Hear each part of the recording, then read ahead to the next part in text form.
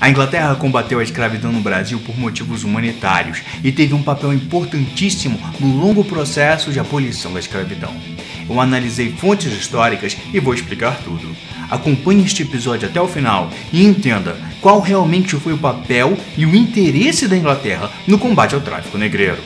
Pode ser bem diferente do que você imagina. Como realmente eram as leis brasileiras? Elas funcionavam ou não? Por quê? E se você é estudante e quer aprender história de um jeito fácil e descolado, inscreva-se já no nosso canal. Se você acha que já sabe muito de história, inscreva-se também, porque este e meus outros episódios podem surpreender você. Eu sou o professor Luiz Felipe e você está no... História Rápida. Em 2015, a revista digital Slate, da Washington Post Company, publicou um estudo sobre o tráfico negreiro. Eles criaram um vídeo em que podíamos ter uma ideia do tráfico negreiro ao longo dos anos.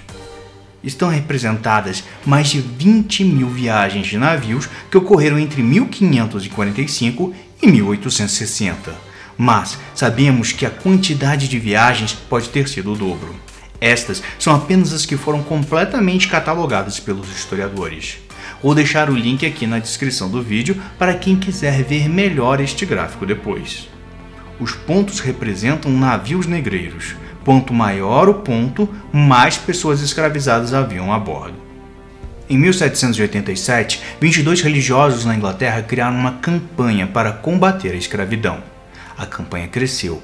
Centenas de ingleses iam de casa em casa distribuindo panfletos com desenhos dos navios negreiros, promovendo boicotes e recolhendo assinaturas para pressionar os deputados ingleses. Mais de 300 mil ingleses se comprometeram a não comprar açúcar produzido por escravos. Calcula-se que entre 1788 e 1883 tenham sido apresentadas ao parlamento inglês cerca de 5 mil petições com milhares de assinaturas pedindo atitudes contra a escravidão. Os deputados ingleses entenderam que, se quisessem ser reeleitos, deveriam combater a escravatura, começando com o fim do tráfico. Havia centenas de traficantes ingleses que enriqueciam com este comércio infame. Eles gastavam sua fortuna na Inglaterra e pagavam impostos. Proibir a captura e venda de escravos significava para a Inglaterra arrecadar menos dinheiro, mas, mesmo assim, a Inglaterra manteve essa posição abolicionista. Durante muitos anos, muitos historiadores disseram que a Inglaterra só combateu a escravidão porque achava que teria lucro vendendo coisas para os ex-escravos que iam se transformar em trabalhadores com salários que mal permitiam a sua sobrevivência. Outros dizem que os escravistas iriam fazer mais comércio com os ingleses se parassem de gastar dinheiro com escravos, mas ignoraram que esse comércio já existia no ramo de escravos. Essa teoria é muito frágil e está matematicamente errada. Os ingleses sabiam que o dinheiro que os escravistas gastavam comprando escravos acabaria sendo usado para pagar trabalhadores assalariados no Brasil. Quando a Inglaterra passou a apoiar a abolição, abriu mão de ganhar um dinheiro que já estava garantido. Em 1808, tropas napoleônicas invadiram Portugal. O governo da Inglaterra ofereceu ajuda e proteção para que o rei de Portugal, sua família e a corte pudessem fugir para o Brasil. A Inglaterra viu aí uma oportunidade de começar a negociar a abolição da escravidão no país que mais tinha escravos no mundo, o Brasil. Em 1810, Portugal e a Inglaterra assinaram um tratado de aliança e amizade. Pelos termos desse tratado, o Reino Unido de Portugal, Brasil e Algarves deveria, entre outras coisas, aos poucos abolir o comércio de escravos. Em 1815, as tropas de Napoleão Bonaparte foram derrotadas e expulsas de Portugal. Foi assinado o Tratado de Viena. O rei de Portugal poderia voltar para Lisboa e teve suas terras devolvidas, mas deveria aceitar os outros termos do acordo. E um deles proibia o tráfico de escravos acima da linha do Equador. Que tal ver o impacto que isso trouxe para o Brasil? Veja no mapa onde está o Brasil e onde está a linha do Equador. Isso não mudou nada no desembarque de escravos no Brasil. Veja a África e a linha do Equador. Ainda resta uma grande parte da África em que se podia embarcar escravos. Parece que ter incluído Portugal e Brasil nesse artigo do Tratado de Viena não ajudou em nada. E os traficantes não estavam nem aí para o tratado. Em 1822, Dom Pedro I declarou a independência do Brasil. Mas Portugal e Inglaterra não reconheciam essa independência nos primeiros anos.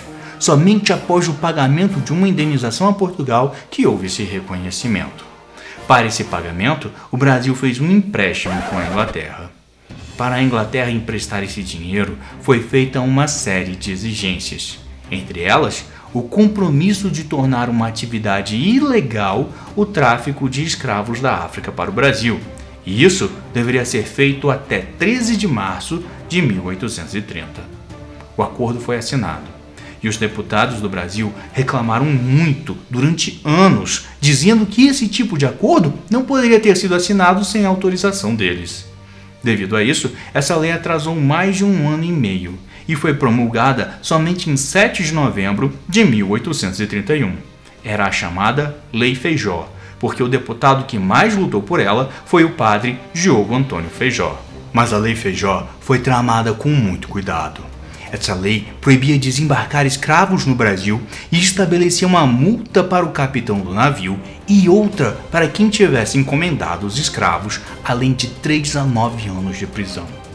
Havia uma recompensa em dinheiro para quem denunciasse a chegada de navios com escravos, mas a pessoa deveria denunciar para o juiz de paz ou para a autoridade local. Geralmente, o juiz de paz e a autoridade local eram proprietários de escravos e não apuravam as denúncias como deveria, porque eles mesmos tinham interesse na continuidade do tráfico. Quando o juiz ou a autoridade não era um escravista, ele sofria intimidações como chantagens, ameaças e subornos. Apesar da lei existir, ela não era cumprida. Foi apelidada de Lei para Inglês Ver. Quando uma autoridade da Inglaterra questionava uma autoridade do Brasil sobre o combate ao tráfico de escravos, o brasileiro dizia: "Nós fizemos a lei", e o tráfico continuava. Pelos acordos da época em que a Inglaterra emprestou dinheiro ao Brasil, os ingleses também tinham o direito de vistoriar os navios brasileiros em alto mar para procurar escravos e, assim, ajudar o Brasil a fazer sua lei ser cumprida. Mas essa intervenção inglesa tinha prazo de validade determinado. 15 anos. Em 1845, o parlamento inglês aprovou a Lei Bill Aberdeen. Esta lei dizia que traficar escravos era crime de pirataria e que os navios ingleses que pudessem deveriam capturar os navios que estivessem transportando escravos, independente de qual nacionalidade fosse o navio negreiro, e de haver um acordo com o país do capitão.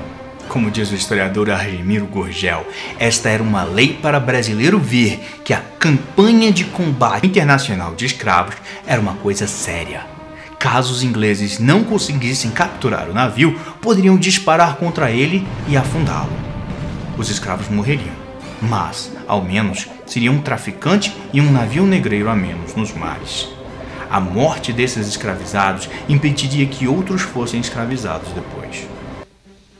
Depois de um episódio em que navios ingleses entraram em território brasileiro disparando contra navios negreiros e diante de uma possível guerra entre Brasil e Inglaterra, na qual o Brasil não tinha chances de vencer, em 4 de setembro de 1850 foi aprovada a Lei Eusébio de Queiroz. Eusébio de Queiroz era ministro da Justiça e se empenhou muito para que esta lei fosse aprovada. Ela determinava que as autoridades e os navios de guerra brasileiros deveriam apreender os navios que trouxessem escravos para o Brasil e criminalizava apenas os comandantes do navio, equiparando-os a piratas. Ou seja, se fosse capturado vivo, pegaria prisão perpétua com trabalhos forçados. Como não condenava quem tivesse encomendado os escravos e autorizava a Marinha do Brasil a fazer a apreensão, a desobediência da lei diminuiu. Outra coisa que ajudou bastante é que a recompensa foi melhorada. O navio apresado seria vendido, ficando 75% do valor da venda para as autoridades que capturaram o navio e 25% para o denunciante, se houvesse. Com esta lei, o tráfico de escravos no Brasil entrou em declínio e em 1852 já tinha praticamente acabado. Estima-se que nos 4 anos anteriores à Lei Eusébio de Queiroz, desembarcaram no Brasil 257.500 escravos, e esse número caiu nos 4 anos seguintes para 6.100 escravos que teriam entrado de maneira escondida. Contudo, a Lei Feijó não foi totalmente inútil. Em 1868, o advogado Luiz Gama, como já dissemos no episódio anterior de História Rápida, começou a se utilizar dela para libertar escravos que entraram no Brasil depois de 1831, e ele chegou a libertar cerca de 500 escravos. Seu trabalho saiu nos jornais e ajudou a aumentar o número de brasileiros que eram contra a escravidão. Com o fim do tráfico internacional de escravos, começou o tráfico interprovincial. Os donos de escravos das províncias do Nordeste do Brasil começaram a receber boas ofertas de dinheiro para vender seus escravos para os fazendeiros da província do Sudeste. O valor do açúcar produzido no Nordeste estava em decadência e o valor do café produzido no Sudeste estava em ascensão.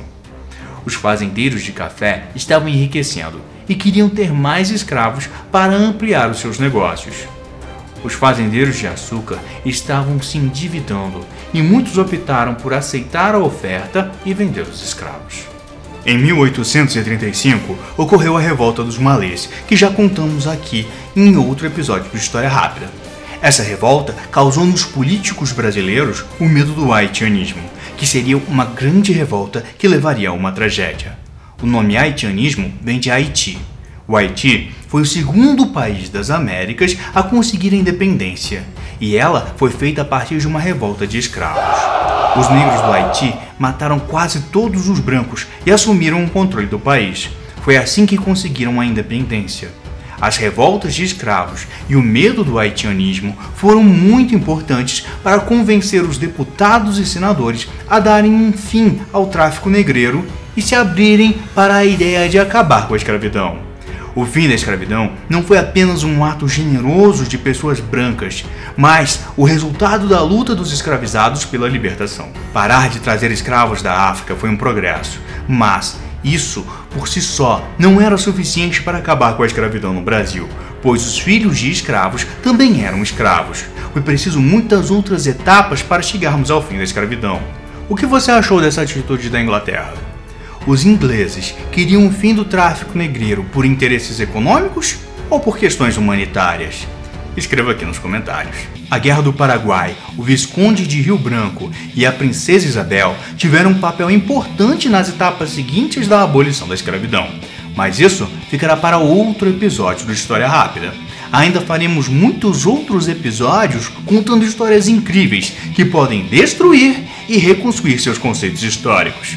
Para ficar sabendo quando lançarmos novos episódios, inscreva-se no nosso canal e ative as notificações. Se você gostou, aperte no like, que isso ajuda o canal a ser divulgado e nos incentiva a fazer mais.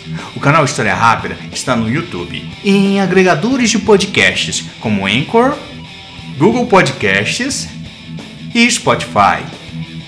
No YouTube temos muitos outros vídeos sobre a pré-história, a Idade Antiga, a Idade Média, a Idade Moderna e a Idade Contemporânea. Se você ainda não viu, dê uma olhadinha que você vai gostar. Nos vemos no próximo episódio.